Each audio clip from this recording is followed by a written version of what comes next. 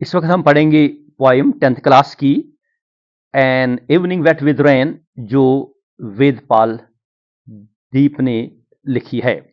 इस पोइम में शायर जो है वो बड़ा मायूस दिखाई देते हैं, तो उसने उम्मीद छोड़ दी है, तो उसकी वजह से उसकी जिंदगी की शाम जो है वो अंधेरे में पड़ गई है।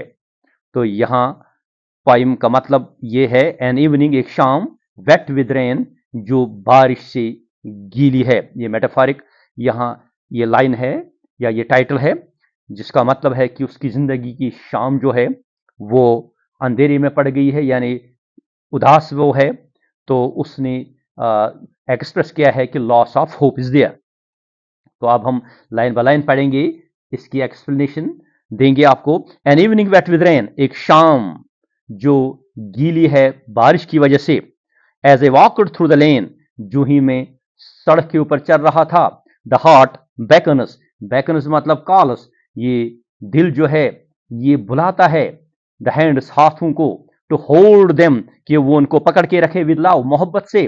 द माइंड ऑल्सो नोज, दिमाग भी जानता है। सटल ठोस सिग्नल्स इशारे ऑफ द ब्रीज, सबा के हवा के। Should I stand on the ground, क्या मैं जमीन पे खड़ा रहूं और वेफ्ट या उड़ के जाऊं विद द विंड हवा के साथ। विंडोज डोर्स खिड़कियां दरवाजे, ऑनिंग्स यानी रूफ्स छत, ऑफ द हाउस मकान के, आर वेट वो गीले पड़े हैं। कूल ब्रीजेस ठंड हवाएं। स्टेयर, स्टेयर का मतलब है हिलाना, शेक। द लीव्स पत्ते, ऑफ द यॉन्डर, यॉन्डर मतलब इन फ्रंट ऑफ, सामने वो जो है बैनियन ट्री, बरगद का जो दरख्त है। The collar of my coat, मेरे कोट का जो कॉलर है, इज ऑल्सो वेट वो भी गीला है। विद ड्रॉप्स ऑफ रेन, बारिश के कतरों की वजह से। ऑल अराउंड रेन्स, हर जगह छाई हुई है साइलेंस, खामोशी। माई फीट आर कोल्ड, मेरे पैर जो है वो ठंड पड़े हैं। विद वाटर, पानी से। सीपिंग थ्रू माई शूज, जो मेरे शूज से, मेरे जूतों से रिश्ता है। सीपिंग मतलब ooze out. My eyes are heavy with sleep, मेरी आंखें जो है वो नींद से बारी बारी है। और इज इट फेवर, या ये तो बुखार तो नहीं है। The ground is very slippery, जमीन जो है इसमें बहुत फिसलन है। देर इज नो प्लेस, कोई जगह नहीं है। टू स्टैंड, जहां मैं खड़ा रह पाऊं।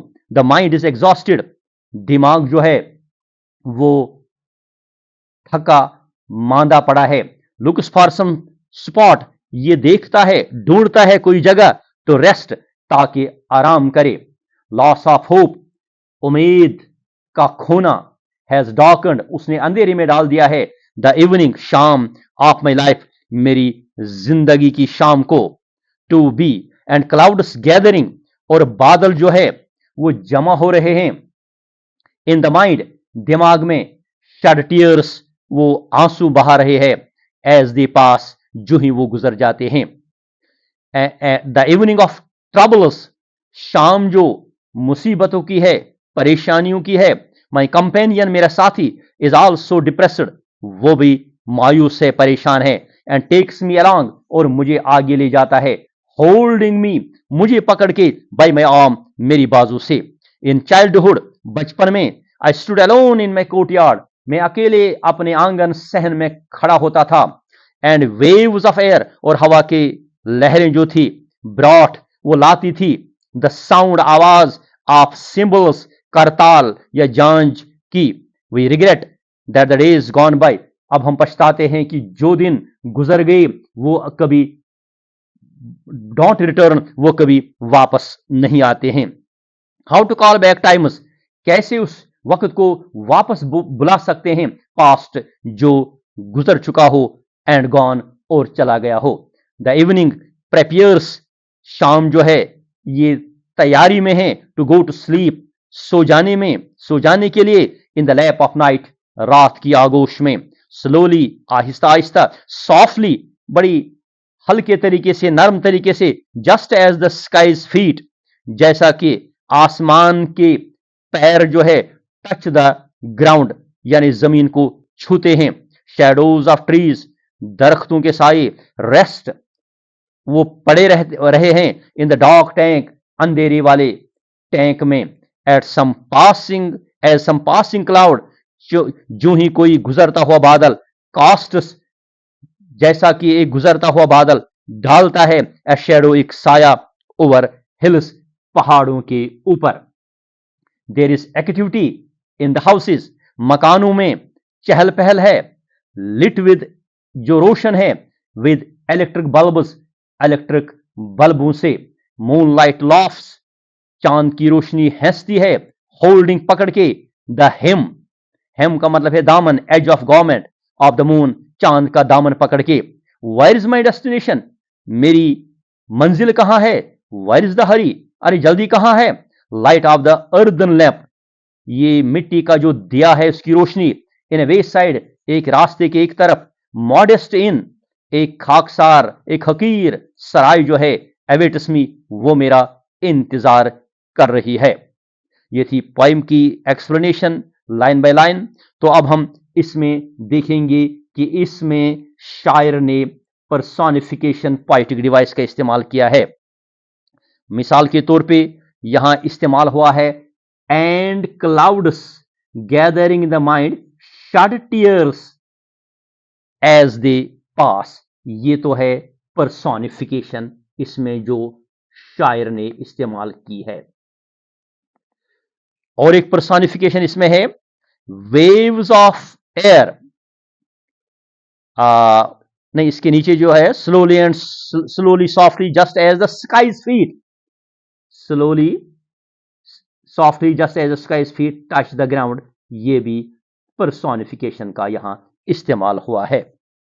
इसके अलावा ये पोइम जो है ये फ्री वर्स में लिखी गई है, पोइम फ्री वर्स में लिखी गई है। यह रेन, लेन है, लाउड ब्रीज, विंड, तो इनकी जो लॉस्ट साउंड है वो आपस में नहीं मिलती है, तो हम ये कहेंगे ये फ्री वर्स में लिखी गई है। मेटाफर का इसमें इस्तेमाल हुआ है, an evening wet with rain, ये मेटाफर है, मेटाफॉरिक इस्तेमाल इसमें हुआ है जैसा मैंने पहले ही बताया है। या अर्दन लैंप, वो भी इसमें उसका भी मेटाफर में वो इस्तेमाल हुआ है, अर्दन लैंप, यहां है ये मेटाफर जो इस्तेमाल हुआ है।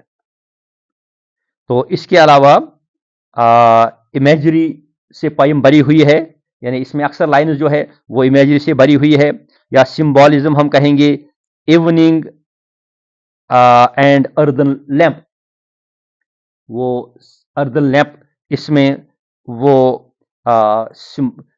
सिंबॉलिकली यूज हुआ है, या इवनिंग या मॉडेस्ट इन, उनका भी सिंबॉलिकली इस्तेमाल हुआ है। तो ये थी some poetic devices about an evening wet with rain. तो इसके बाद हम और एक पोइम पढ़ने वाले हैं जो कि नेक्स्ट लेक्चर में आपके सामने आएगी।